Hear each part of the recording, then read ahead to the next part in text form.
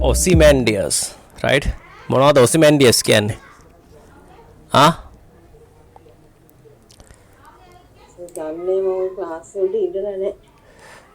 ඔසිමැන්ඩියස් right ඔව් ඒ කියන්නේ මේ ඔයාලගේ පේපර් එකේ බැලුවොත් එම right 2023 පේපර් එකේ මේ වගේ ප්‍රශ්නයක් තියෙනවා what themes of the poem Ozymandias එතකොට poem එකක් නේද මේ Ozymandias කියන literary work එක poem එකක් right short story එකක් නෙමෙයි drama එකක් නෙමෙයි novel එකක් නෙමෙයි Ozymandias remain relevant in contemporary society කියන්නේ අද කාලේ සමාජයට මේ Ozymandias කියන poem එකෙන් ගේන තේමාවන් වළංගුයිද illustrate your answer with examples from the poem. The poem එක ආශ්‍රයෙන් ඒක ඔයාට elucidate කරන්න තියෙන්නේ සාධනය කරන්න තියෙන්නේ ඔප්පු කරලා පෙන්නන්න තියෙන්නේ ඒක කරන්න පුළුවන්ද right එතකොට මේ Ozymandias කීපම වර හිතෙන්නේ මේක මොන වගේ නමක්ද right නන්දසේන කීපහම නිකන් right ලංකාවේ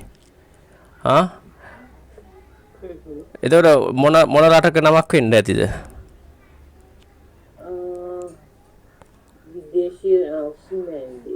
ඉන්දියාවේ වගේ නෙමෙයි ඒක මම තමයි වගේ ප්‍රශ්නේ අහන්නේ. වා උත්තරේ දෙන්න. ආසියාතික කලාපේ රටක නමක්. ආසියාතික කලාපේ රටක්. ඒ කියන්නේ එහෙම රටක නමක් එහෙම එන්නේ නැහැ නේ. හරි. එතන දැන් අර කපුගේ මහත්තයාගෙත් අර ගීතයක් තියෙනනේ උතුරු කොරේ නුඹ ඉන්න අර නඩරාජා ඉන්නවා සෙල්ලම්මා ඉන්නවා අර ඒ වගේ මේක right දැන් හිතන්නකෝ හර්කියුලිස් ඔඩිසියස් ප්‍රොමීතියස් ඔසිමැන්ඩියස් ඒ වගේ අහලා නැහැනේ ගොඩක් අර සාහිත්‍යයත් එක්ක පොඩක් ඩිස්කනෙක්ට් වෙලා තියෙන ස්වභාවයක් වැඩි නිකන් අර ඒක තුළ ජීවත් වෙන්න නැති ස්වභාවයක් ජීවමාන නැති ස්වභාවයක් මම දකිනවා රයිට් ඒක එච්චර යහපත් නැහැ හරි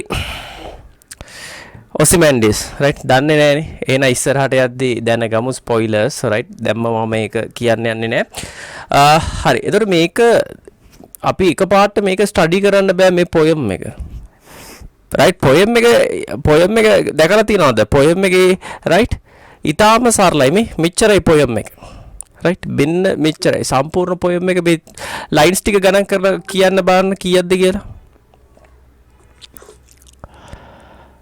lines 15ක් වගේ තියෙන්නේ 15යි තියෙන්නේ මෙතන ඔක්කොම lines කීයක් තියෙන්නේ Ozymandias poem එකක් කියන්න පුළුවන් sonnet එකක් කියන්න පුළුවන්. ඒතකොට sonnet එකක් කියපුවාම අනිවාර්යයෙන්ම lines කීයක් එනවද? sonnet එකක් කියපුවාම Ozymandias කියන්නේ එක්තරා විශේෂ වූ poem එකක්. ඒ කියන්නේ ඒකේ structure එක විශේෂ structure එකක් තියෙනවා. ඒතකොට lines කීයක් එනවද? lines 14ක් තියෙනවා. sonnet එකකට lines 14ක් තියෙනවා. කියන්නේ ඒක poem එකක් හැබැයි line 14ක poem එකකට අපි කියනවා sonnet එකක් කියලා. එන්න මේ Ozymandias කියන එක අපි හඳුන්වන්නේ sonnet එකක් විදිහට. එක්තරා විශේෂ වූ poem එකක්. right. එතකොට මේක බලමු අපි පොඩ්ඩක් කියවමු. මේ කතුවරයා. right. කතුවරයා. මොකද්ද කතුවරයාගේ නම? author?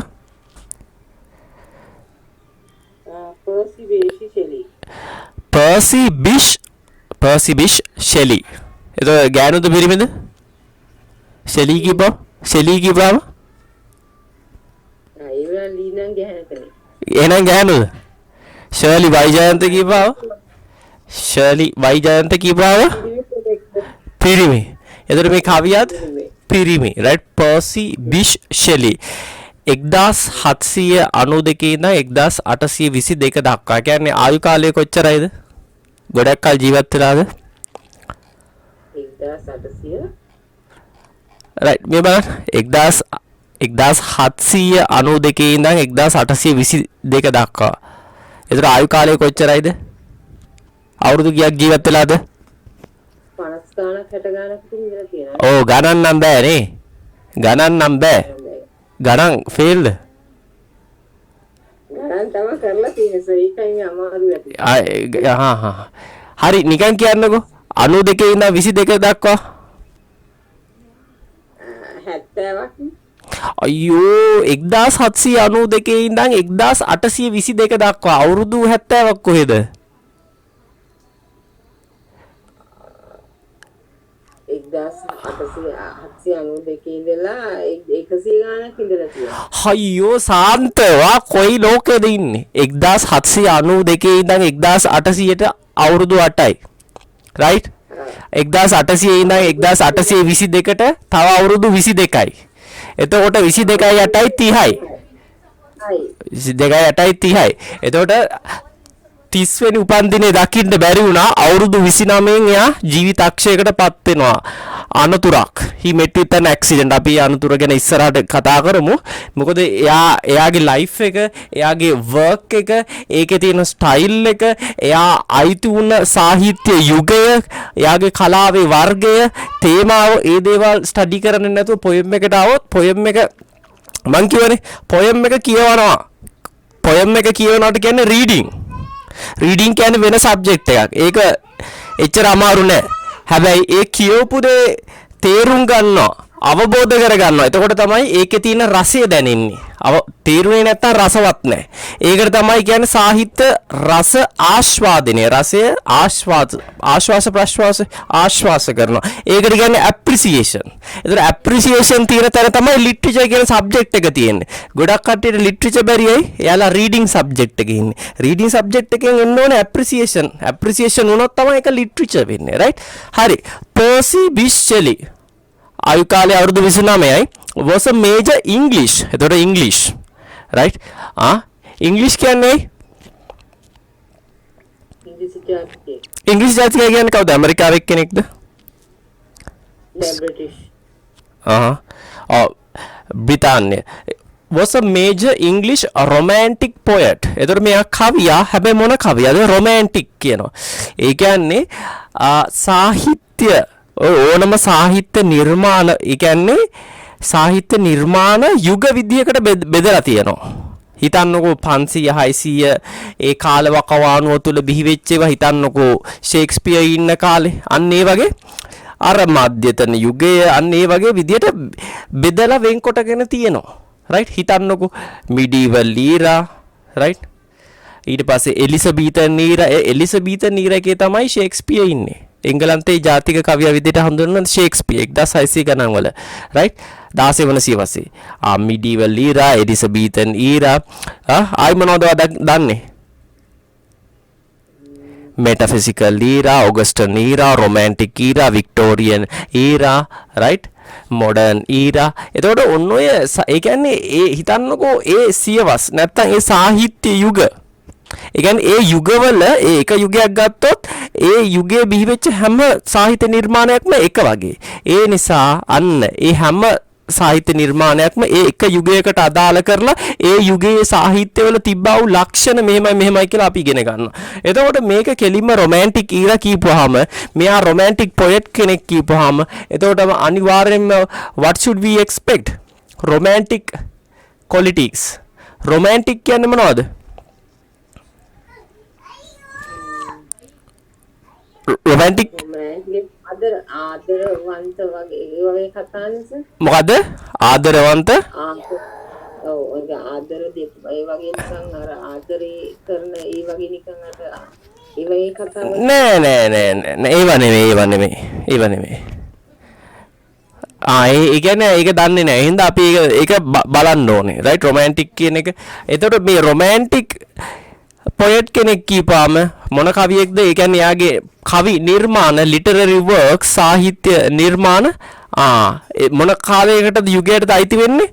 රොමැන්ටික් ඊරාකට. එතකොට යා ඒ ලිටරචර් වල මූවමන්ට් එකක් තිබ්බා රොමැන්ටිසිසම් කියලා. රයිට්? රොමැන්ටිසිසම් කියලා. රයිට්? මම මේ පොඩක් ඔය බෑග්ග්‍රවුන්ඩ් එකක් දානවා විතරයි. අවශ්‍ය දෙයක් තියෙනවා නම් ගන්න. රොමැන්ටිසිසම් කියන ලිටරරි මූවමන්ට් එකට තමයි මෙයා අයිති වෙන්නේ. එතකොට රොමැන්ටිසිසම් මූවමන්ට් ඉන් ලිටරචර් ඒක 18 වන සියවසේ පටන් අරගෙන 19 වන සියවසේ 18 සියවසේ පටන් ගන්නෙ. 19 වන සියවස වෙද්දී ඒක උපරිමයටම පීක් එකටම ක්ලයිමැක්ස් එකට ඒ කියන්නේ උපරිම විදියට දියුණු වුණා. රයිට්? මොකද්ද මේ මූවමන්ට් එක? නැත්නම් ඊරා එක රොමැන්ටිසිසම්. ඒක රොමැන්ටිසිසම් කියන්නේ රොමෑන්ස් එක. මෙතන මේ රොමෑන්ස් එක කියන්නේ ලව් එක නෙමෙයි. මේ දැන් සාහිත්‍යවල රයිට් සාහිත්‍යවල එතකොට එක රොමැන්ටිසිසම් වල එක ෆීචර් එකක් තමයි ලක්ෂණයක් තමයි emotion and imagination right එතකන් ඔයා මට කියන්න මේ romantic poet කෙනෙක්ගේ නම romantic poet කෙනෙක්ගේ නමක් නැත්නම් romantic කීරා එකේ romantic movement එකට අයිති වෙන කවියෙක්ගේ නමක්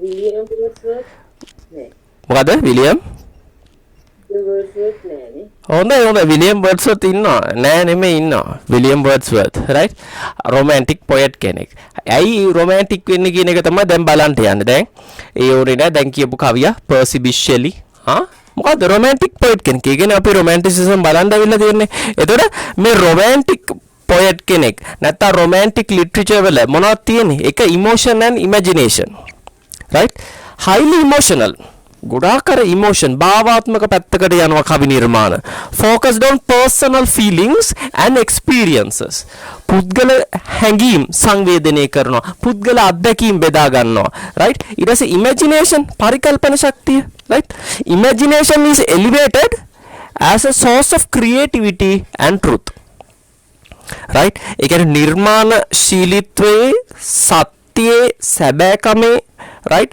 මූලාශ්‍රයක් විදියට පරිකල්පනය දකිනවා පරිකල්පනය right නිකන් උදාහරණයකට දැන් මේ කවියෙක් ගන්න ජෝන් කීට්ස් දවා ජෝන් කීට්ස් අඳුරනවද දන්නවද නම අහලා වැඩක් නැහැ දැන් සිලබස් එකේ වාගේ තියෙනවා ඕඩ් ඔන් ග්‍රීෂන් නර්න් කියලා එතකොට ඒක කවුද ලියන්නේ ඒ ඕඩ් එක ලියන්නේ ජෝන් කීට්ස් කවුද romantic poet කෙනෙක්. එතකොට the ode on a Grecian and ඊට පස්සේ ode to a nightingale මේ ඔක්කොම odes ලියන්නේ කවුද? John Keats. එතකොට මේ ඒ ode to a nightingale කියන ඒ poem එකේ ඒ romantic poet වන John Keats right he reflects on his emotions. එයාගේ හැඟීම් මම කියන්නේ සංවේදනය කරන හැඟීම් and imaginative escape through the nightingale song.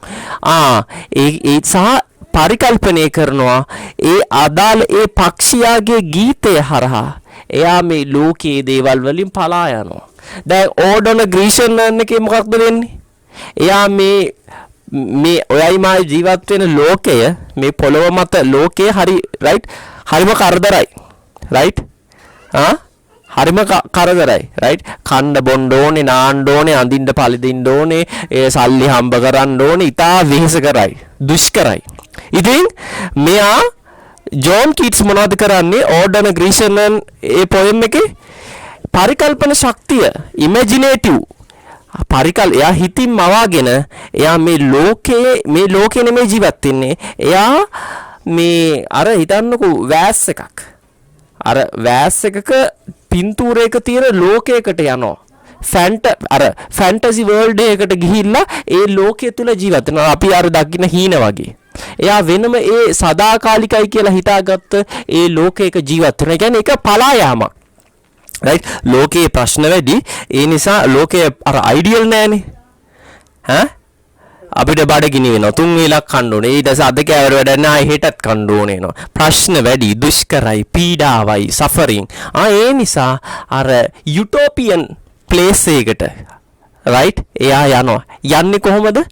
පරිකල්පන ශක්තියෙන්. ඔය ගොඩාක් කට්ටිය කුඩු ගහන්නේ ඇයි ගංජා ගහන්නේ ඇයි අයිස් ගහන්නේ ඇයි ගහන්නේ ඒවා ගහපුවාම එයාලා වෙනම අර තලයකට යනවා වෙනම මානසිකව ඒ කියන්නේ ඒ එස්කේප් එකක් ඕනේ එයාලට ආතල් එකක් නැහැ මේ ලෝකෙ තුල රයිට් එතකොට බලාගෙන ගිහපුවාම මේ කවියොත් අපිට සංසන්දනය කරන්න වෙන්නේ කුඩුකාරයෝ ගංජාකාරයෝ අයිස්කාරයෝ තුල්කාරයෝ නේද ඔය බාබුල් ඔය ඔක්කොම නේද ඩ්‍රග්ස් යූස් කරන කට්ටියත් එක්ක නේද මත්ද්‍රව්‍ය භාවිතා කරන කට්ටියත් එක්ක වෙනස තියෙන්නේ යාලා යම්කිසි දෙයක් සබ්ස්ටන්ස් එකක් කන්සියුම් කරලා තමයි යන්නේ හැබැයි මෙතන කවිය කියන්නේත් අන්න ඒ වගේ දෙයක් අපිට එක්තරා ආකාරයක ඉමැජිනේටිව් එස්කේප් එකක් from the yokes and bondage of the world මේ ලෝකේ තියෙන බැඳීම් වලින් responsibilities වගකීම් වලින් දුෂ්කරතා වලින් පීඩා වලින් right පලා යන්න හොඳ තැන right escape එකක් දෙනවා. එතකොට ඔන්න romanticism වල right එක feature එකක් තමයි අර බලන්න අර emotional sensibilities right අර භාවාත්මක පැත්ත පුද්ගලයෙක්ගේ හැඟීම් අත්දැකීම් සහ පරිකල්පන ශක්තියට ලොකු තැනක් ලොකු ඉඩක් දුන්න right කවි නිර්මාණ තමයි මේ මූවමන්ට් එක රොමැන්ටිසිසම් කියන මේ මූවමන්ට් එක හරහා බී වෙච්ච සාහිත්‍ය නිර්මාණවල තියෙන්නේ. තව ලක්ෂණයක් දැන් ඔයා කලින් කිව්වා විලියම් වර්ඩ්ස්වර්ත්. එතකොට විලියම් වර්ඩ්ස්වර්ත් අපිට මෙතනදී දකින්න පුළුවන් නේචර්. දැන් නේචර් එක කියන්නේ රයිට් මොකද්ද නේචර් කියන්නේ?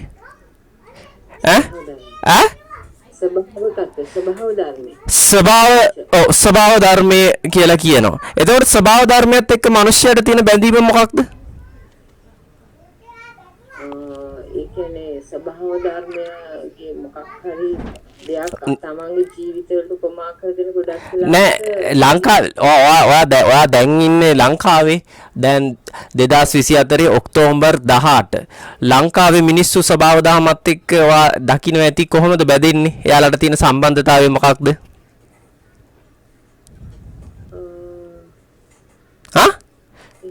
ගස් වලට වඳින්නේ නැද්ද ලංකාවේ? වඳින්නේ ඈ? ගස් වලට වඳිනවා. ගල් වලට වඳින්නේ ඔව් අදාළේ ගල් වල නම් කියන්න ඕනේ නැහැ. ගල් වලට වඳිනවා. ගස් වලට වඳිනවා. ගල් වලට වඳිනවා. ඊට පස්සේ ඉර සූර්ය නමස්කාරය කියලා කරන්නේ නැද්ද? කරනවා. ඒ කියන්නේ දැන් අර බයිබල් එකේ නම් පළවෙනි පොත පෙරලා ගමන් උප්පත්ති පොත ඒකේ කියනවා uncreated god කවුරුවත් මැව්වා වූ මැව්වේ නැති ස්වයම්බු දෙවියන් වහන්සේ තමයි මේ සියල්ල මැව්වේ. එතකොට දෙවියන් වහන්සේ මිනිස්සුවත් මැව්වා ඉර හඳ තරු හැම ඊට පස්සේ ගහකොළ ඒ ඔක්කොම මැව්වා. එතකොට දැන් මොනවද මව්පු කෙනාට වඳින්නේ ගහට වඳිනවා. right මැවිල්ලට වඳිනවා right මැවුම් කරුට වඳින්නේ මැවිල්ලකට වඳිනවා කමක් නැහැ. හරි. එතකොට මේ නේචර් එක කියන්නේ romanticism කියන movement එකේ එක්තරා feature එකක්.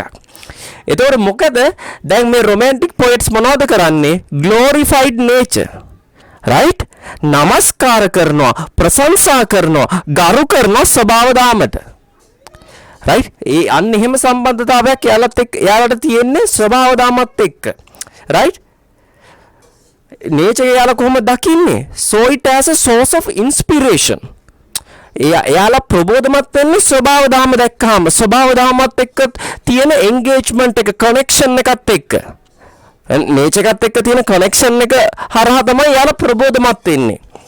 දැන් අපිට පොඩ්ඩක් when we are feeling low phone එකේ බැටරි එක බැස්සනම් ඒක ඉලෙක්ට්‍රිසිටි එක හරහා ප්‍රබෝධමත් වෙනවා charge වෙනවා. අපිට එහෙම බෑනේ නේද? we don't operate on batteries. එහෙනම් අපිට AC DC power එකෙන් අපිට සත පහක වැඩක් නැහැ. මොකක් හරි වචනයක් අහන්න ඕනේ. කෙනෙක්ට ඒක ආගමික වචනයක් වෙන්න පුළුවන්, දාර්ශනික වචනයක් වෙන්න පුළුවන්, motivational word එකක් වෙන්න පුළුවන්. මොකක් හරි අපි අන්නේ දැන් මේ romantic poetsලා ප්‍රබෝධමත් වෙන්නේ ස්වභාව දහමට ගිහිල්ලා. ඊට පස්සේ solis මේ solis කියන්නේ අස්වැසිල්ලක්. එයාලා අස්වැසිල්ලක් ලබන්නේ ස්වභාව දහමෙන්. and spiritual truth සහ ආත්මික සත්‍ය right ද ජේසු කියනවා මාර්ගයේද ජීවනයේද සැබෑවද මම කියලා. ඒ දෙවියන් වහන්සේ මැවුම් කරු එහෙම කියනවා. දැන් මේ මෙයාලා ඒක මැවුම් කරුගෙන් අපේක්ෂා කරන්න ඕනද මැවිල්ලෙන් අපේක්ෂා කරනවා. උදාහරණයක් දැන් ඔයා කිව්වා ඔයා කියපු නිසා මම විලියම් වර්ඩ්ස්වර්ත් ගාවට එන්නම්. විලියම් වර්ඩ්ස්වර්ත්ගේ පොයම් එකක් තියෙනවා රේන්බෝ කියලා. අහලා තියෙනවද කියවලා තියෙනවද? ඊටාම කෙටි පොයම් එකක්. නෑ එතකොට විලියම් වර්ඩ්ස් හඳුනාගන්නේ මොන පොයම් එක හරහාද? නිකන් නමක් වශයෙන්ද හඳුනාගන්නේ නැත්නම් සාහිත්‍ය නිර්මාණයක් තුලින්ද? නමක් වශයෙන් නිකන් හඳුනාගන්නේ නේ. එතකොට එයාගේ පොයම් එකක් තියෙනවා ඩැෆඩිල්ස් කියන්නේ තේත නේචර් තමයි. ඊට පස්සේ රේන්බෝ කියන්නේ මොකද්ද? ස්වභාව දාමේ එක්තරා අපූර්වතම සංසිද්ධියක්. පාට කීයක් තියෙනවද? පාට 7ක් නේ. පාට 7ක් තියෙනවා. ඒක 7 කියන්න පුළුවන්ද? බෞද්ධ කොටියේ පාට කීයක් තියෙනවා? බෞද්ධ කොටියේ පාට 4යි. හොඳයි ඈ. දාම් පාසල් ගියා? අනේ සර් මතක නැහැ දැන් ඉන අවුල් වෙලා ඉන්නේ. රයිට් ඒ එක්ස්කියුස් දෙන්න එපා නිදහසට හේතු දෙන්න එපා බෞද්ධ ගොඩිය පාට තියනවද පහක් තියෙනවා රයිට් ඒක ඔයාට මාස් 5යි පහක් තියෙනවා එකක් තමයි එක ඔව් මොකද නීල පීත ඕජාත මාන්දේශ කිව්ව නීල පීත හරි ඉස්සලා හරියට කිව්වා. හරි ඒ කියන්නේ ඉස්සර ඔව් ඒ කියන්නේ එල් අකුරට තමයි ඒක පාට කරලා තියෙන්නේ ඒ කියන්නේ නිල් පාටින් මොකද්ද සිම්බලයිස් වෙන්නේ ලිටරරි ටෙක්නික් එක සිම්බලිසම් කියන්නේ සංකේතවත් වෙන්නේ නිල් පාටින් සංකේතවත් වෙන්නේ මොකක්ද අනේ මම හරි මම ඔයාලට මේ ලිටරචර් උගන්වන්නේ ඒ කියන්නේ නිකම් පාටක් නෙමෙයි පාටකින් සංකේතවත් වෙන දෙයක් තියෙනවා නිල් පාටින් සංකේතවත් වෙන්නේ කොන්ෆිඩන්ස් නේද ආත්ම විශ්වාසය රයිට් හරි yellow කහ පාටින් මොනවද holiness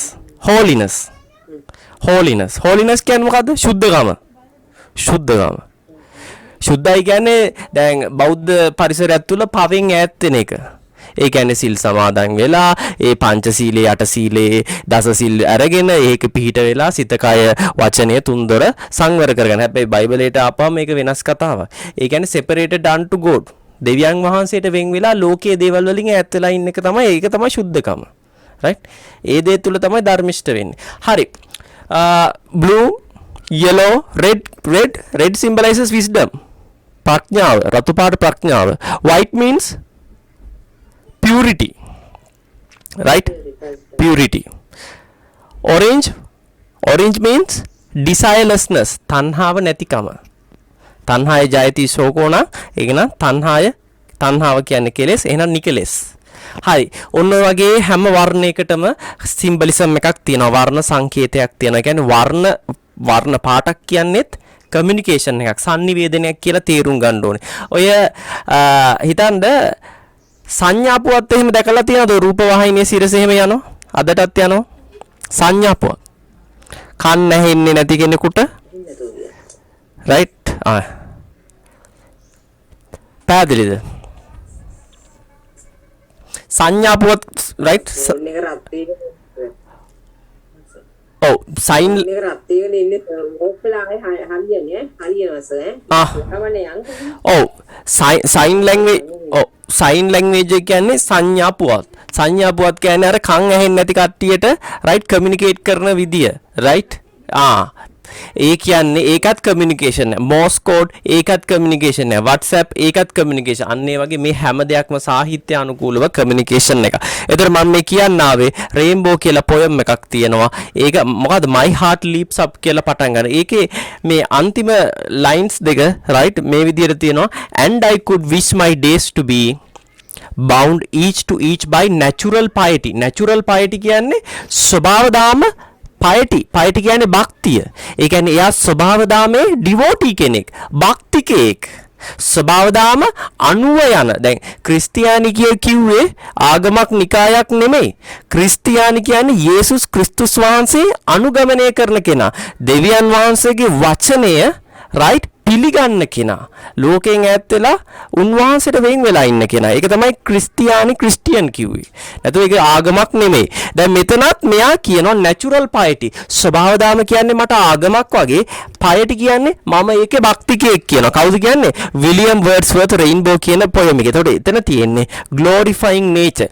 ස්වභාවදාම නමස්කාර කරන එක. ඒතකොට ඇයි යාලා ස්වභාවදාම නමස්කාර කරන්නේ? අර කලින් කිව්වා වගේ nature ස්වභාවදාම කියන්නේ එයාලට source of spiritual truth එක්තරා ආකාරයක ආධ්‍යාත්මික ඒ සත්‍යතාවයක් එයාලා විශ්වාස කරන දේ right ඒකකට ඒ ආත්මික මූලාශ්‍රයක් ආත්මික ප්‍රබෝධයක් අස්වැසිල්ලක් right අර එයාලා right අර මව්පු කෙනා හොයන්නේ නැහැ හැබැයි මව්පු දේ ළඟ නැවතිලා ස්වභාව දාම ළඟ නැවතිලා right හරි එතකොට ඔය romanticism movement එකේ අපි features බලාගෙන එනවා right මොනවද බැලුවේ එක emotion and imagination දෙක nature ඊට පස්සේ තුන තව ලක්ෂණයක් කියන්න individualism what do you mean by individualism individual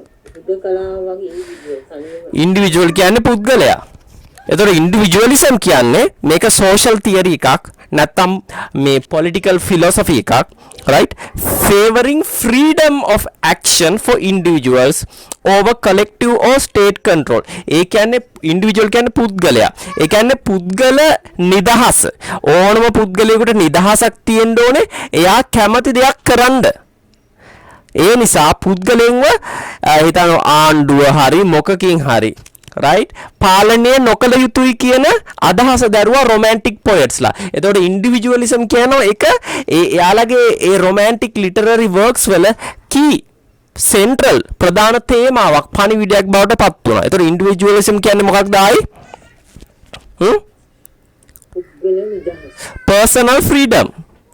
personal freedom පුද්ගලයෙක්ට නිදහසක් තියෙන්න ඕනේ කියලා කිව්වා. Therefore romantic poets celebrated. එතකොට ඒ නිසා romantic poets ලා romantic literary works හරහා මොනවද කරේ? celebrate කරා, සැමරුවා මොනවද? uniqueness of the individual. ඒ කියන්නේ හැම පුද්ගලයෙක්ම right සුවිශේෂයි. බයිබලයේ කියනවා හැමෝම සමාන උන්වහන්සේගේ සමානත්වයට මැව්වා සහ විශේෂත්වයකට මැව්වා.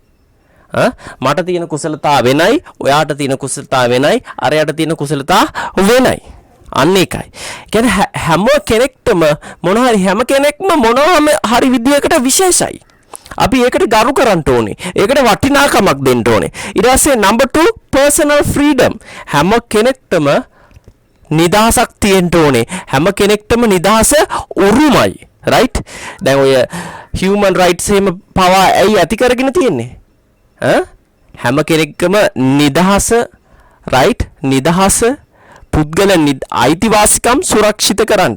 ඒක ආහාරයක් ෆුඩ් එකක් කන්සියුම් කරනවා වෙන්න පුළුවන් ඕනම දෙයක් සම්බන්ධව නිදහසක් තියෙන්න ඕනේ. ඊට පස්සේ number 3 quest for self identity කියන්නේ quest කියන්නේ search කරගෙන යනවා සොයාගෙන යනවා ගවේෂණය කරගෙන යනවා for self identity අනන්‍යතාවය පුද්ගල අනන්‍යතාවය right පුද්ගල අනන්‍යතාවය ඒ කියන්නේ ඕනම කෙනෙක් right දැන් මේ අපි clarify කරමු මේ self identity කියන්නේ මොකක්ද ඔයාට හිතන විදිහට මට කියන්නේ self identity කියන්නේ මොකක්ද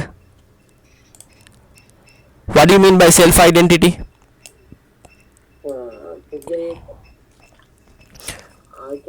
නෑ සරලව කියන්නේ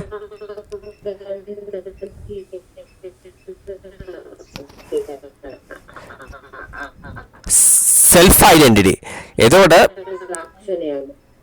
self identity කියන්නේ දැන් self කියන්නේ මොකද්ද self කියන්නේ තමා පුද්ගලයානේ self කියන්නේ identity කියන්නේ අනන්‍යතාවය ඒ කියන්නේ ඕනම කෙනෙක් හිතන්නකෝ ආගමක් දර්ශනයක් ඇයි ඒ දේවල් හොයා යන්නේ ඒ දේවල් හොයා යන්නේ මොකක්ද මේ මනුෂ්‍ය ජීවිතය මොකක්ද මේ මනුෂ්‍යයාගේ කාර්යභාරය මම ඇයි මේ ලෝකෙට ආවේ රයිට් මේ මනුෂ්‍ය ජීවිතයට තේරුමක් තියනවද කනවා බොනවා ලිංගිකත්වයට වඩා ඊට වඩා higher purpose එකක් තියනවද මේ හොයනවා higher purpose එකක් තියනවා ඒ මොකක්ද ඊට පස්සේ ආ four major world religions වලටත් ඇවිල්ලා හොයන්න පුළුවන් ධම්මපදයේ පෙරලලා ඒක හොයන්න පුළුවන් බයිබලයේ පෙරලලා ඒක හොයන්න පුළුවන් ඊට පස්සේ එහෙමත් නැත්නම් අල් කොරාන් එක පෙරලලා භගවත් ගීතාව පෙරලලා right එහෙම නැත්නම් කොහේ හරි වෙනත් ස්ථානයකට ගිහිල්ලා ඒක හොයන්න පුළුවන් ඒක තමයි right දැන් මේ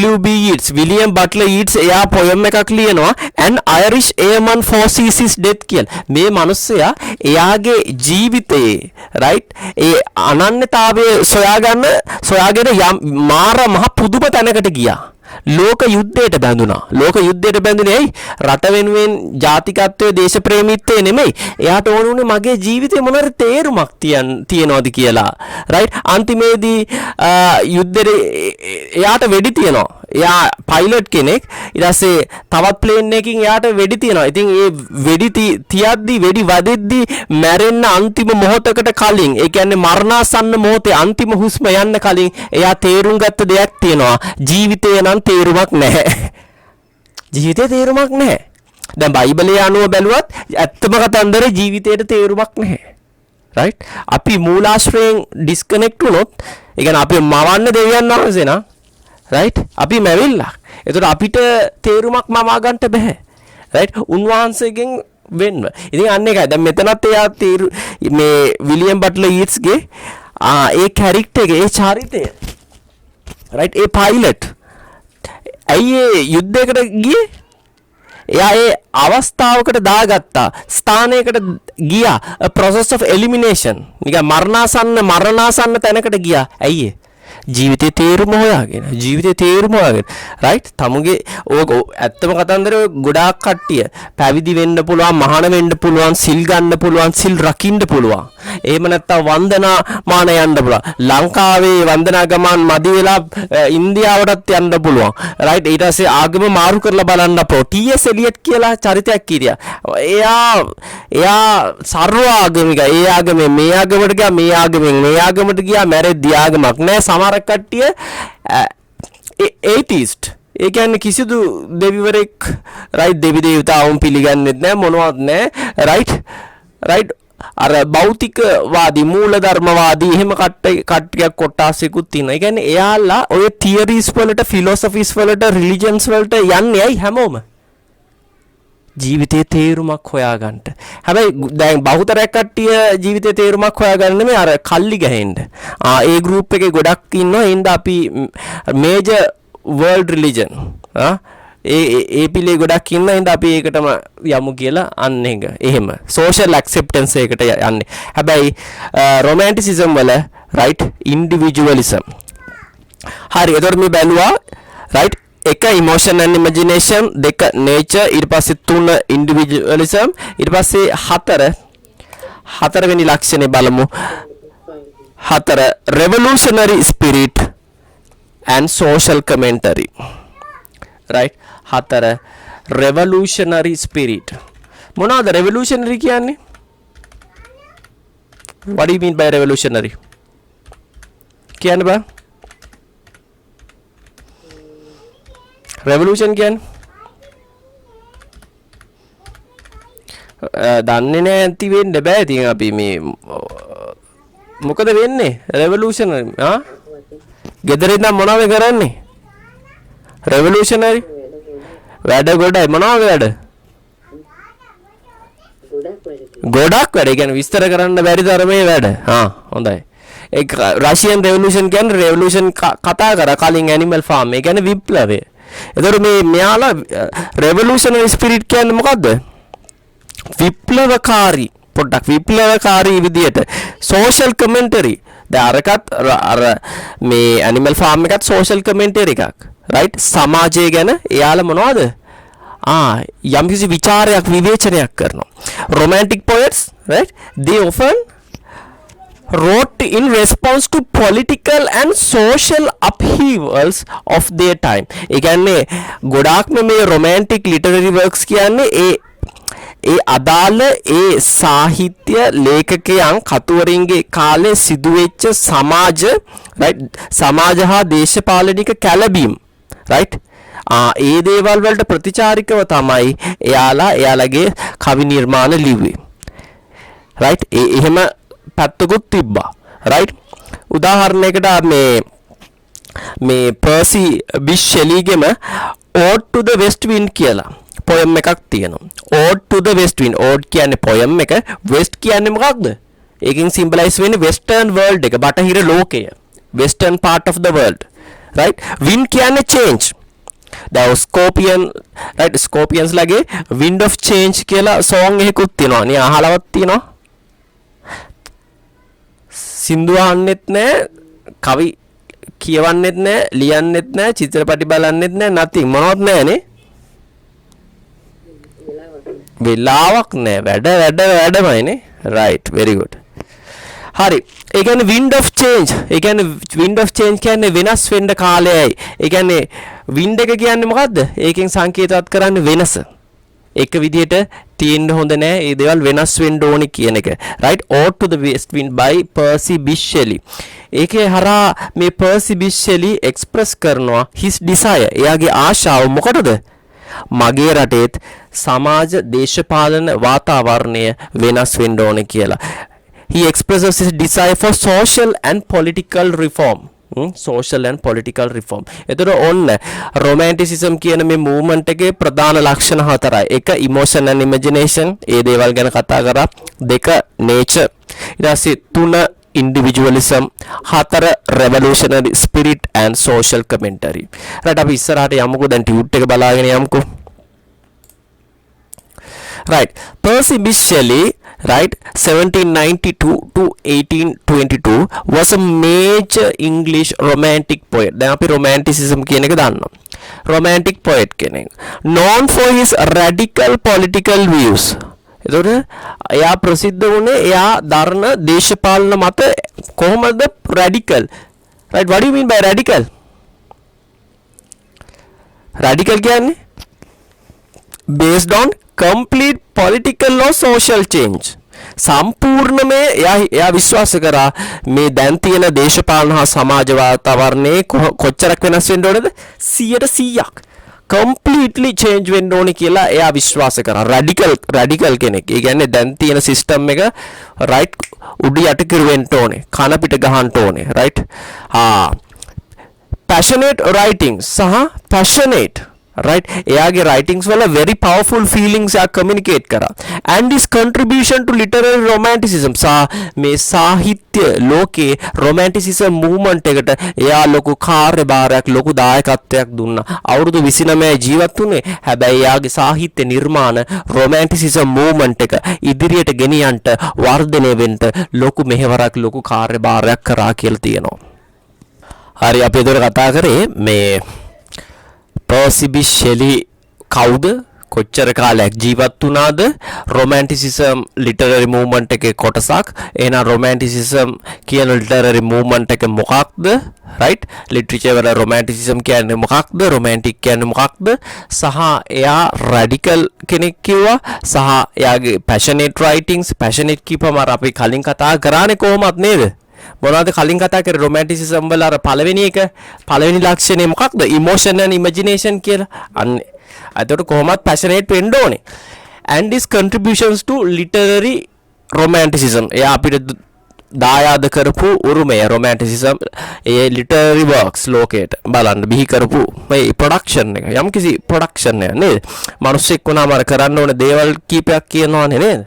පොතක් ලියුවා නම් හොඳයි කියනවා. ඒ කියන්නේ දැනුම දායාද කරන්න. right, ගහක් හැදුවා නම් හොඳයි කියනවා. එතකොට තව ඊළඟ පරම්පරාවක් හරි ඒකේ ඵලයක්යි. කියන්නේ මොකක් හරි production එකක්. ඔළුවෙන් දෙයක් කරන්න, දෑතෙන් දෙයක් කරන්න, right? දැන් ළමෙක් හරි හදන්න, right? අන්න මොනවාරි දෙයක් production එකක් කරන්න. production එක. මනුෂ්‍ය ජීවිතේ කම්හලක් වගේ. factory එකක්. හරි. His work encompasses themes of individual freedom, අර පුද්ගල නිදහස. අපි කතා කරන romanticism අර movement එක යටතේනේ. the power of nature, ඒතර ස්වභාවධාමයේ බලය, and social justice, සමාජ සාධාරණ, radical political views දරුවා කියන්නේ සමාජ සාධාරණ system එක change වෙලා ඒ සමාජ හැමෝටම සාධාරණ සමාජයක්. with the focus on challenging the status quo. what do you mean by status quo? status quo කියන්නේ මේ the current situation, existing state of affairs. ඒ කියන්නේ වර්තමාන challenge කරේ මොනවද? ඒක social, political, economic, legal, environmental, religious, whatever. වර්තමාන ඒ දැනට තියෙනා වූ සමාජ, දේශපාලනික, ආර්ථික, නෛතික, ඊට පස්සේ environmental, පාරිසරික, ආගමික, ඒ හැම දෙයකටම එයා මොනවද කරේ? challenge කරා, අභියෝග කරා. ඒවා වෙනස් වෙන්න ඕනේ කියලා කිව්වා. ඒවා අඩුපාඩු හැදෙන්න ඕනේ කිව්වා. and advocating for change. හැම වෙලේම අර rebellious spirit එකක් කිව්වනේ. revolutionary කිව්වනේ. ඒන්දා ඒ කියන්නේ social commentary. අර අපි අන්තිමටම ලියාගත්තේ. ඒ නිසා පුතේ අනුශාසනා කරා වෙනස් වෙන්න ඕනේ, මේ දේවල් වෙනස් වෙන්න ඕනේ කියලා එයා පෙන්නවා. right. බලන්න, Shelley was born into a wealthy family in Sussex, England. උපත. එතකොට සල්ලි වලින් අඩුවකුත් නෑ. අම්මා තාත්තා පවුලට right ලොකු inheritance එකක්, right, wealth ධනයක් තිබ්බා. He attended to Eton College and Oxford University. හොඳම අධ්‍යාපනයක්, විශිෂ්ටම අධ්‍යාපනයක් ඉතින් දෙමව්පියන්ට දෙන්න පුළුවන් වුණා. යාට සල්ලි වලින් අඩුපාඩුවක් නෑනේ. Oxford University එකට ගියේ. right, ලෝකේ අංක එක දෙක රයිට් ඒ කාලේ ඉඳන් ලොකු පිළිගැනීමක් තියෙන ඔක්ස්ෆර්ඩ් යුනිවර්සිටි එක ඊට පස්සේ ඔක්ස්ෆර්ඩ් එකෙන් කඩාගෙන ගිහිල්ලා යාලා දාගත්තා කේම්බ්‍රිජ් එකට ඔක්ස්ෆර්ඩ් කේම්බ්‍රිජ් right ඊට අමතරව Harvard University ඔය ප්‍රමුඛ පෙළේ right top 10 universities he attended the Eton College and Oxford University but was expelled from Oxford in 1811 හැබැයි 1811 ඔක්ස්ෆර්ඩ් යුනිවර්සිටි එකෙන් මෙයාව පැන්නුවා නෙරපා හැරියා ඇයි ඒ ශිෂ්‍යෙක් විදියට මෙයාව පැන්නුවා ඇයි ඒ after writing the pamphlet එයා මේ pamphlet එකක් කියන්නේ පොඩි පිටු කීපයක පොතක් ලිව්වා ඒකේ ටයිටල් එක තමයි the necessity of මොකද්ද atheism the necessity of atheism කිව්වේ මම කලින් කිව්වා මොකද්ද atheism කියන්නේ නිරාගමිකයි atheism කියන්නේ ඒ කියන්නේ ආගමක් නෑ disbelief in the existence of God දෙවියන් වහන්සේව right විශ්වාස කරන්නේ නැහැ. දැන් කොරාන් එක බයිබල් එකට ආපුවාම ඒ දෙකේම එකම දෙවියන් වහන්සේ ගැන කතා කරන්නේ. right? අල්ලා ජේසු එකම දෙවියන් වහන්සේ. right? ඒ කියන්නේ එක දෙවියන් වහන්සේ කෙනෙක් විතරයි පිළිගන්නේ. right? නැතුව මේ හැම ගමකටම දෙවියෙක් ඉන්නවා ගස්වලත් දෙවියෝ ඉන්නවා වෘක්ෂ මූලික එහෙම නැහැ. එහෙම පිළිගන්නව මොකේද? මොනාගේද එහෙම පිළිගන්නේ? හින්දුයිසම්. ඒක නෝ හින්දු කෝවිල් අර කෝවිල් මේ කෝවිල් ගීපව නම් වශයෙන් කියන්නේ නෑ. පිරිම නෙලලා තියෙනවා බටසිරි ගණන් කරන්න බෑ. ඒතකොට 33 කෝටියක් දෙවි දේවතාවුන් කියන සංකල්පෙ එන්නම හින්දු. ඒ කියන්නේ හින්දු කියන්නේ හින්දුස්තාන්. ඒ කියන්නේ ඉන්දියාවේ ආගම් ගොඩයි. right? අදටත් තියෙනවා සුනක රුත ග්‍රෝවුත කියලා right ඒ කියන්නේ සුනක බල්ලෙක් වගේ හිටියොත් ඒකත් ආගමක් ඊට පස්සේ ගෝවුත හරකෙක් වගේ හිටියොත් ඒකත් ආගමක් හෙළුවෙන් හිටියොත් ඒකත් ආගමක් රවුල වවාගෙන කොණ්ඩේ කපන්නේ නැතුව ඊට පස්සේ නාන්නේ නැතුව නියපොතු කපන්නේ නැතුව ඒකත් ආගමක් අමුතුයි හරි නිගණ්ඨය එහෙම හරි දැන් මෙයා ලියනවා the necessity of atheism නිරාගමික වීමේ වැදගත්කම කියලා එයාගේ ඒ ලියවිල්ල හරහා which question ප්‍රශ්න කරනවා. ඒ මෙයා හරිම රැඩිකල් කෙනානේ. හරිම රැඩිකල්. religious orthodoxy. ආගමික orthodoxy කියන්නේ මොකක්ද? What do you mean by orthodoxy? Orthodoxy means conforming to traditional or generally accepted rules or beliefs of a religion. ඒ කියන්නේ යම් කිසි ආගමකින් සම්ප්‍රදායෙන් එන්නා වූ මෙහෙම කරන්න කියන දේවල් right අන්න ඒකට තමයි ඕතොඩොක්සි කියන්නේ. ඒ දේවල් විශ්වාස කරන්න එපා. ඒ දේවල් ප්‍රශ්න කරන්න කියලා යා කියනවා. දැන් අර මහරජ් කියලා මේ 2024 මූවි එකකුත් right ඒකේ තේමාවත් මොකද්ද? Dangers of religious orthodoxy. ඒ කියන්නේ මේ සත්‍ය සිදුවීම් ඉන්දියාවේ ඒ හින්දු පූජකවරුන් මොනවද කරන්නේ right ඒ හින්දු පූජකයා කියනවා හින්දු බැතිමතුන්ට ගොඩාක් නූගත්නේ ඒ කාලේ අදටත් මම දැක්කා ඒකම ඉන්දියානුවෙක් කියනවා ලංකාවේ මිනිස්සු අපිට වඩා ඉගෙන ගත්ත කට්ටිය කියලා රයිට් ඇයි ඉන්දියාවේ අදටත් නූගත්කම වැඩි ගෑනු කට්ටියට අදටත් යන්න දෙන්නේ නැහැ ඉස්කෝලවල right to education ඒක abolish කරලා තියෙනවා උල්ලංඝනය වෙනවා එයාලා ඉගෙන ගන්නෙත් නැහැ හැමතැනම right අර අපි කිව්ව හරිම අපිරිසුදුයි ජරා කරනවා right අර civilized මදි පොඩ්ඩක් education එක මදි හරි ඉතින් අර ඒ හින්දු පූජකයා කියනවා right ඒ බැතිමතුන්ට දෙවියන් වහන්සේ කියන දේ මම ඔයාලට කියනවා කියලා මොනවද අර මිනිස්සුන්ගේ සල්ලි ඒක exploit කරනවා දානමාන විදියට සල්ලි ටික ගන්නවා. ඒ විතරක් නෙමෙයි. ඒ කියන්නේ එයාලාගේ ඒක නීතියක් විදියට සම්මත කරගෙන තියෙනවා සම්ප්‍රදාය. ඕතොඩොක්සි කිව්වේ ආගමික සම්ප්‍රදාය තුල කවුරු හරි තරුණියක් කසාද බඳින්න රයිට් කලින් පූජකයා ගාවට එන්න ඕනේ කියලා. ඊට පස්සේ පූජකයා ඩිවයින් සර්විස් කියලා එකක් කරනවා. දිව්‍යමය සේවාවක් කියලා එකක් කරනවා. ඒතර පූජකයා මොනවද කරන්නේ? අර කාන්තාවව මොනවද කරන්නේ? ඩිවයින් සර්විස් කියලා සෙක්ෂුවලි එක්ස්ප්ලොයිට් කරනවා ලිංගිකව අපයෝජනයකට ලක් කරනවා රයිට් අර බලන්නකෝ හැබැයි අර මෝඩකමට ඒ ගෑනුන්ට තේරෙන්නේ නෑ ඒක එයාලා හිතන්නේ ඒ දෙයට ඉඩ දුන්නොත් මගේ ආත්මයට ශාන්තියක් තියෙනවා. රයිට්? ආත්මයට ශාන්තියක් වෙනවා. මම අනිවාර්යයෙන්ම ස්වර්ගයට යනවා කියලා. ඉතින් අර ඒ මිනිස්සුන්ගේ නූගත්කම Hindu පූජකයන් භාවිතා කරලා එක්ස්ප්ලොයිට් කරා. හූරක් කෑවා. ඉතින් අන්න ඒක සත්‍ය සිදුවීම. එතකොට ඒ කියන්නේ dangers of religious orthodoxy. ඒ කියන්නේ යම් ඒ ආගමික සම්ප්‍රදායන් වල තියෙන භයානකකම ගැන මෙයා ලිව්වා. ඒකේ ටයිටල් එක තමයි The Necessity of Atheism. Right. Shelley open නෙමෙයි eloped. What do you mean by elope? Elope කියන්නේ? Shelley elope පැනලා යනවා. හොරෙන් පැනලා යන්නේ. ඔය දැන් මේ අපි හිම ගම් වල ඉන්නවා. right? 15ක් 16ක් වෙන්නත් කලින් පැනලා යනවා. එකෙක් පැනලා ගියොත් කෙල්ලෙක් එක්ක අනිත් එකත් පැනලා යනවා. ඔගේ friend කෙල්ලෙක් නැත්තම් හොයාගෙන හරි පැනලා යනවා. Shelley eloped with Harriet Westbrook. එතකොට මේ Percy Bysshe Shelley කොල්ලා මේ හැරියට් වෙස්බ්‍රූක් එක්ක පැනලා යනවා. ෂේක්ස්පියරුත් පැනලා ගියානේ. ෂේක්ස්පියරුත් පැනලා ගියා. හැබැයි ඇන් හැතවේ එක්ක ඊට පස්සේ ළමයි තුනක් හම්බුනාම ඒ ගෑණිවත් දාලා ආයි ෂේක්ස්පියර් පැනලා ගියා. පැනලා ගිහිල්ලා අශ්වගාලක වැඩ කරලා රයිට් ඒ විදිහට තමයි රයිට්. ඉතින් දැන් මේ මෙයාත් එක්ක පැනලා ගියාට මොකද? ෂේක්ස්පියර් වගේම මෙයාත් එයාව අතාරිනවා. අතාරලා මොනවද කරන්නේ? But later left her for Mary Godwin. හැබැයි මෙයා නම් මේ එයාව විශ්වාස කරලා ආව ඒ හැරියට්ව ඇතැරියේ මේරි වෙනුවෙන් තවත් කෙල්ලක් වෙනුවෙන්. Who would become Mary Shelley. එතකොට බැන්දට පස්සේ මේරි ගෝඩ්වින් right එයා මේරි ෂෙලි වෙනවා. The author of මොකද්ද මේ 1818 novel එක 1818 novel එක. ඔයා අයින්ස්ටයින් දන්නවද? අයින්ස්ටයින් දන්නවද? කවුද අයින්ස්ටයින් කියන්නේ?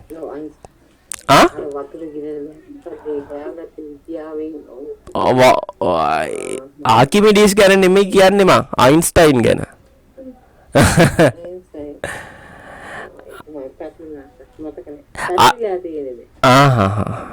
right අන්තෝ ජටා බහි ජටා නේ. හරි. අයින්ස්ටයින් ඉපදෙන්නේ 1879. හැබැයි මේ මේරි ෂෙලි මේ නොවල් එක ලියන්නේ 1818.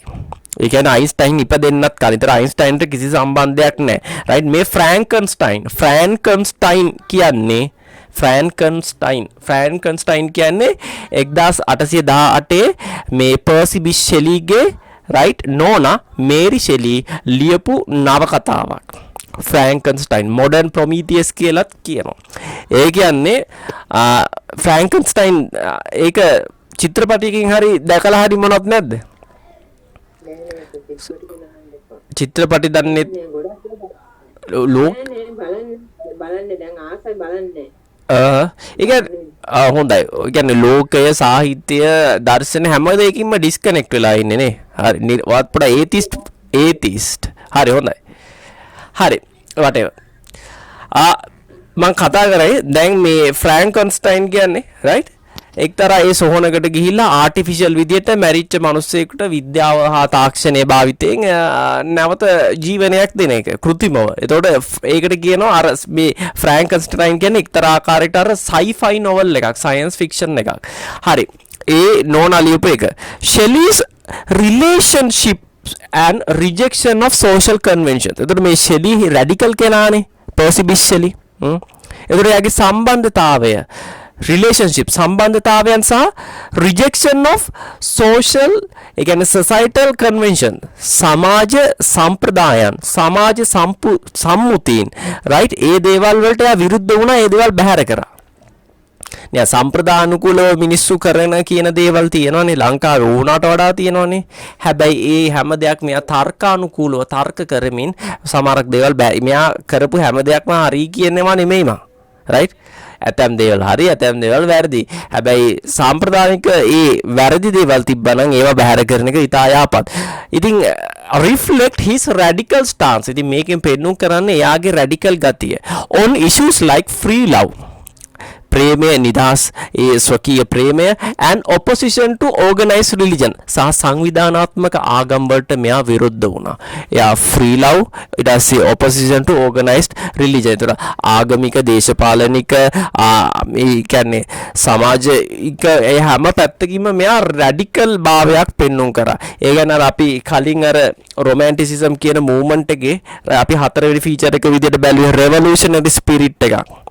හරිම එක්තරා ආකාරයක විප්ලවවාදී රැඩිකල් කෙනෙක් සෝෂල් කමෙන්ටරි කෙනෙක් සමාජයේ තියෙන ඒ ඉෂුස් ගැන එයා ਵਿਚාරය කරා විවේචනය කරා. Right. Shelley was deeply influenced by Enlightenment thought and the works of philosophers like William Godwin. එතකොට මේ විලියම් ගොඩ්වින් කියන්නේ කවුද? වයිෆ් ගේ තාත්තා. ඒකත් එක හේතුවක් වුණා මේරි ෂෙලීව කසාද බඳින්න. රයිට්. ඇයි එයා දාර්ශනිකයෙක්. ඒ දාර්ශනික අදහස් වලින් මෙයා පොඩ්ඩක් වෙනස් වුණා. right. He was a staunch advocate for liberty, right, නිදහස, free expression, right, නිදහස් භාෂණය කතනය and political reform, දේශපාලන වෙනස. මේ දේවල් ගැන එයා ප්‍රසිද්ධියේ එකහෙලා අවධාරණය කරා, අනුශාසනා කරා මේ දේවල් වෙනස් වෙන්න ඕන එක. දේශපාලනය මිනිසුන්ට මේ අර මාධ්‍ය නිදහස වගේ භාෂා right භාෂාව සම්බන්ධ ස්වාධීනත්වය right තියෙන්න ඕනේ. His writings frequently criticized. එතකොට එයාගේ ඒ නිර්මාණ හරහා එයා මොනවද කරේ? විවේචනය කරා මොනාකි, ඒ අර පෞල්වාදය, ඒ රාජකීය පෙළපත්, රාජ්‍යතන්ත්‍රය right. හිතන්නකෝ අර ඒකාධිපති පාලනය, ඉම්පීරියලිසම්, ඊට පස්සේ වෝ යුද්ධය සහ social inequality, සමාජ අසාධාරණතා right. Shelley's poetry is celebrated. Shelleyගේ මේ poetry කවි නිර්මාණ සමරනවා කියනවා for its lyrical beauty. ඒවැය තියෙන right සාහිත්‍යමය ලස්සන අලංකාරය නිසා සහ ඊටත් එහා and visionary themes. visionary කියන්නේ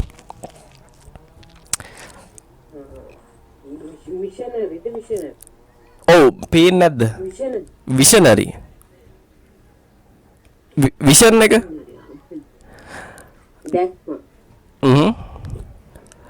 view of the future. ඒ කියන්නේ අනාගතය සම්බන්ධව එයාට තිබ්බ දැක්ම. ඒ නිසා ලොකුවට ඇගීමකට ලක් කරන්න පුළුවන් මෙයාගේ කවි. ඒ කියන්නේ අනාගතය සම්බන්ධව එයා දැකපු දේවල් visionary. Some of his most දැන් සමාගමක් හදද්දිත් නේද අපි මේ විෂන් එකක් මිෂන් එකක් තියෙනවා. වාට වගේ ලයිෆ් එක සම්බන්ධව විෂන් එකක් මිෂන් එකක් තියෙන්න ඕනේ right. වා ඒකට තමයි දවසින් දවස යන්න ඕනේ. Some of his most famous works include එයාගේ right ඇතම් ප්‍රසිද්ධම නිර්මාණ right තමයි Ode to the West Wind, To a Skylark, Prometheus Unbound, Ozymandias. එතකොට මේක ප්‍රසිද්ධම right සාහිත්‍ය නිර්මාණයක් තමයි පර්සි බිෂ් ෂෙලි කියන්නේ right මේ සාහිත්‍ය ලෝකයේ තුල පර්සි බිෂ් ෂෙලි කියන අකුරු අර අපි කියන්නේ රන් අකුරින් අර ඉතිහාසයේ ලියුනේ මුද්‍රා වුනේ මේ වගේ සාහිත්‍ය නිර්මාණ නිසාමයි. Ode to the West Wind අර කලිනුත් කතා කරා. Ode to the West Wind කියන්නේ මොකද්ද? A powerful meditation on change. මෙනෙහි කිරීමක්. ඒ කියන්නේ රිෆ්ලෙක්ට් කරන හොඳට carefully seriously හිතලා බලනවා on change වෙනස. දේශපාලනික සමාජීය වෙනස, revolution විප්ලවය and nature's transformative voice සහ ස්වභාව ධාම ගැන. right ස්වභාව ධාම නම් මොනවද? එක විදියට තියනවද? නෑ. ස්වභාව ධාමත් වෙනස් වෙනවා. ගඟක් ගත්තොත් ගඟ ගලනවා. හුළඟ තිබ්බොත් හුළඟ හමනවා. දේ දුන්න තිබ්බොත් ඒක පායනවා. ඉර තිබ්බොත් ඒක පායනවා. ගහක් ගත්තොත් දලුලනවා, ලියලනවා. ස්වභාව ධාම වගේ අර වෙන්න ඕනේ කිව්වා. ඒ හැමදේම වෙනස් වෙන්න ඕනේ. transformative. හරි nature කියන්නේ හරිම transformative voice එකක්, හරිම transformative force එකක්, බලවේගයක්. evolve වෙන විකාශනය වෙන බලවේගයක්. right ඒක කොහොමද විකාශනය වෙන්නේ? දැන් හිතන්නකෝ right ඔයා අවුරුදු 60ක් ඉඳී 70ක් ඉඳී ඔයා නැති වෙනවා. හැබැයි මේ ගහකොළ ඉරහඳ ඔයාට වඩා ඒ ස්වභාවයේ ධාම තුල එයාලගේ පැවැත්ම වැඩි නේද? හරි. To a Skylark එතන මේ නිර්මාණය celebrating the beauty of nature and the transcendence of the bird song. ස්වභාව දාමේ ලස්සන තමයි සමරන්නේ. And the transcendence of the bird song. මොකද්ද මේ transcendence කියන්නේ?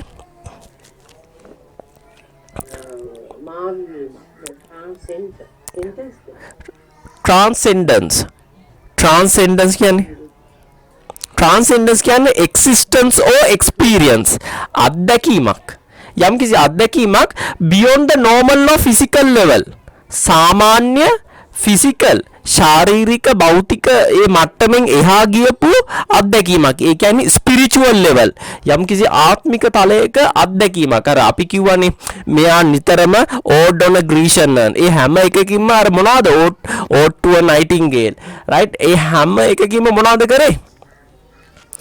යම්කිසි අර පරිකල්පන ශක්තිය යොදාගෙන මේ ලෝකයෙන් එයා escape වුණා නේද? ලෝකයෙන් එයා ගැලවිලා මිදිලා යනවා මොන හරි fantasy world එකකට හරි. අන්න ඒක වගේ transcendence of the bird song. අර ඒකයි අර මේ එකපාරටම කලබල වෙන්නේ නැති මේ බැලු. දැන් transcendence කියලා 2014 sci-fi thriller movie එකක් තියෙනවා Johnny Depp රංගපාන. ඉතින් ඒකෙත් එහෙමයි. ඒ කියන්නේ transcendence. ඒ කියන්නේ මෙයා මැරෙන්න යනවා.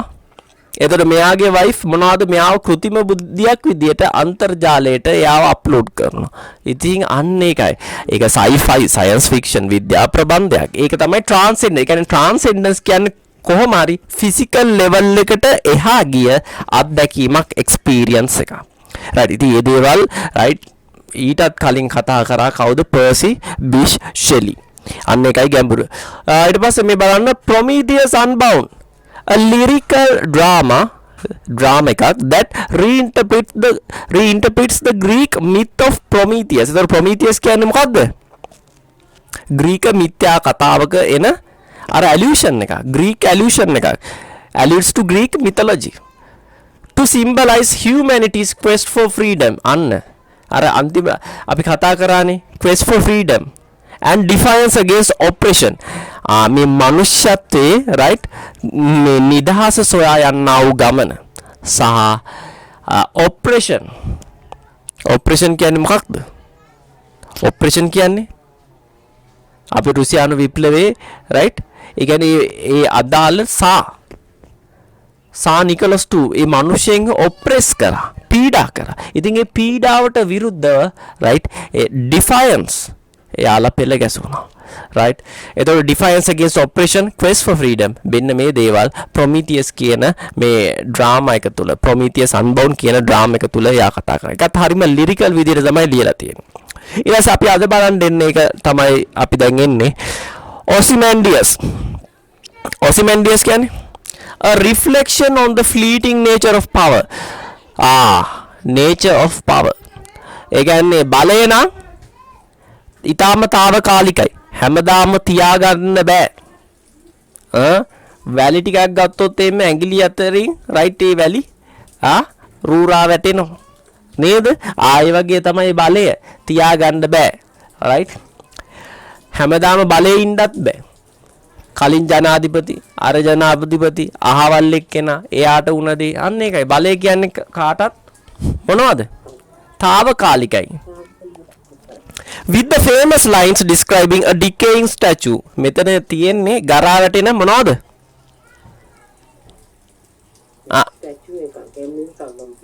පිළිමයක්. In the desert. කොහෙද? කාන්තාරේ වැල්ලේ. right? හරි. Shelley right? එතකොට දැන් නිකම්ම මතක් කරනවා Prometheus Unbound එකේ quest for freedom. ඒ කියන්නේ මොකද්ද? individualism. මතකද අපි අර ඉන්ඩිවිජුවලිසම් යටතේ කතා කරේ right personal freedom quest for self identity ඔය තියෙන මොකද්ද ඉන්ඩිවිජුවලිසම්. එතකොට ඉන්ඩිවිජුවලිසම් කියන්නේ romanticism movement එකේ feature එකක්. romantic work එක literary work එක අපි දකින්නා වූ එක්තරා key feature එකක්. හරි. fleeting කිව්වේ తాවකාලිකයි. Shelley died in a boating accident off the coast of Italy in 1822 at the age of 29. right මේ බෝට්ටු අනතුරකින් ජීවිතක්ෂයට පත් වෙනවා. right අපි කියන්නේ අකාලේ මැරුණා කියලා untimely death එකක්. අවුරුදු 29 ජීවත් වුණේ. හැබැයි ගොඩාක් ගොඩාක් සාහිත්‍ය නිර්මාණ දායදක් කරපු චරිතයක්. Despite his short life, කෙටි කාලයක් වුණත් ඔහු ජීවත් වුණේ, he left behind a body of work that had a profound influence on later poets and writers. පසුකාලීන ලේඛකයන්, right, කවීන් එයාලට බලපෑම් කරන, right, එයාලට ලොකුසේ බලපෑමක්, එයාලා ලොකුසේ අල්ලාගත්ත, ඒවෙන් ඉගෙන ගන්න පුළුවන් නිර්මාණ ගණනාවක්, ප්‍රබුද්ධ සාහිත්‍ය නිර්මාණ ගණනාවක් ඉදිරි කරලා තමයි එයා ගියේ කියනවා. Especially those associated with literary modernism, right. එතකොට මේ especially those associated with literary modernism. එතකොට මේ modernism කියන ඒ literary movement එක, right, movement එකට cornerstone එක, මුල් ගලක් තියලා එයා ගියා කියනවා. ඒ කියන්නේ modernism කියන literary movement එක බිහි වෙන්නත් මෙයා right බීජ වපුරලා ගියේ. He was seen as an outsider during his time. එයාගේ කාලය තුල එයාව වැඩිය right recognize කරේ නැහැ. He was posthumously මරණයෙන් පස්සේ තමයි එයාගේ සාහිත්‍ය නිර්මාණ ගොඩාක් ප්‍රචලිත වෙලා right මෙයා ගැන කට්ටිය හෙව්වේ, මෙයා සම්භාවනාවට පාත්‍ර වුණේ.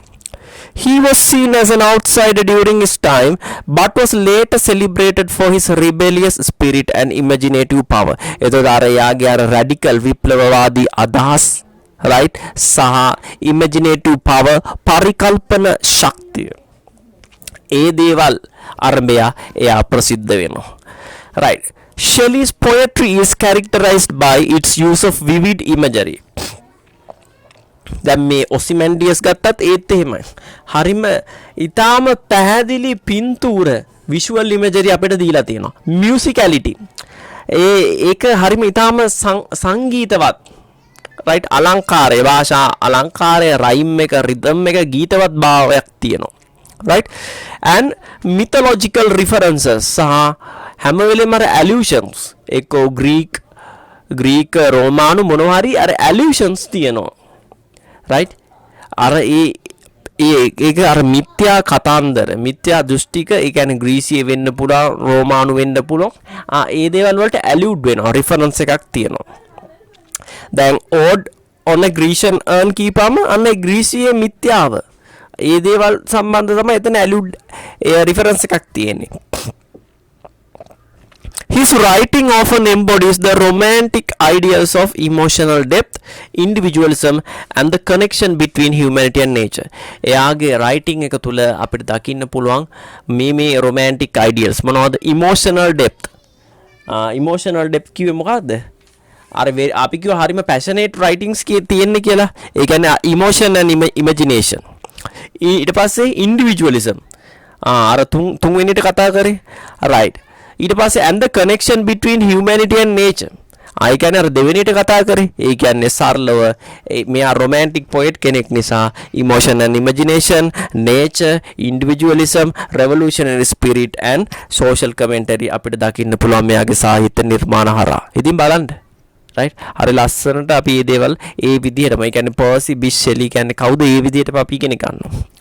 His works also reflect his atheism and skepticism about conventional religious and political institutions. හැබැයි මේ වගේ පැත්තකුත් තියෙනවා එයාගේ චරිතේ. මොනවද?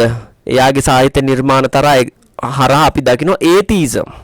ඒ කියන්නේ දෙවියන් වහන්සේව නිරාගමික ස්වභාවයක් තියෙනවා. And skepticism සහ යම්කිසි සංශයවාදයක්, හැම දෙයක් ගැනම සැක කරන්නා වූ, ඒ කියන්නේ හැම දෙයක් ගැනම මෙයා සැක කරනවා, තර්ක කරනවා. and about විශේෂයෙන්ම conventional religious and political institution මොනවා ගැනද සැක කරන්නේ? විශේෂයෙන්ම සංවිධානාත්මක, සාම්ප්‍රදායික ආගමික වතාවත්, පිළිවෙත් සහ දේශපාලනීය ක්‍රමය ගැන එයා මොනවද? සංශයවාදයේ සැක කිරීමක්, කුකුස් කිරීමක්, තර්ක කිරීමක් අපි දකිනවා. right. Shelley's idealism, radicalism, and literary genius continue to make him one of the most significant figures in English literature, particularly within the Romantic movement. එතකොට මුළු මාත් ඉංග්‍රීසි සාහිත්‍ය ගත්තොත් ඒකේ romantic movement එක තුල හරිම right pioneer figure එකක් විදියට right පුරෝගාමී චරිතය පුරෝගාමී මෙහෙවරක් right කාර්යභාරයක් කරපු කවියෙක් විදියට අපි මෙයාව හඳුනා ගන්නවා කියලා තියෙනවා. right බෙන්න poem එක Ozymandias. right මේ Shelley's poetry and prose 1977 යාගේ poetry and prose collection එකෙන් ගත්ත poem එකක් Ozymandias. right ඔයාලට දැන් මේක පේනවද? font එක ලොකු කරන්න ඕනේද?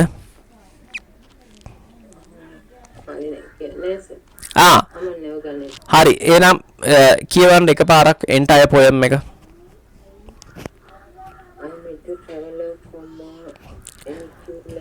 ඔව් මුමුණන්නේ නෙමෙයි පොඩ්ඩක් කියවන්න මට ඇහෙන්න කියවන්න.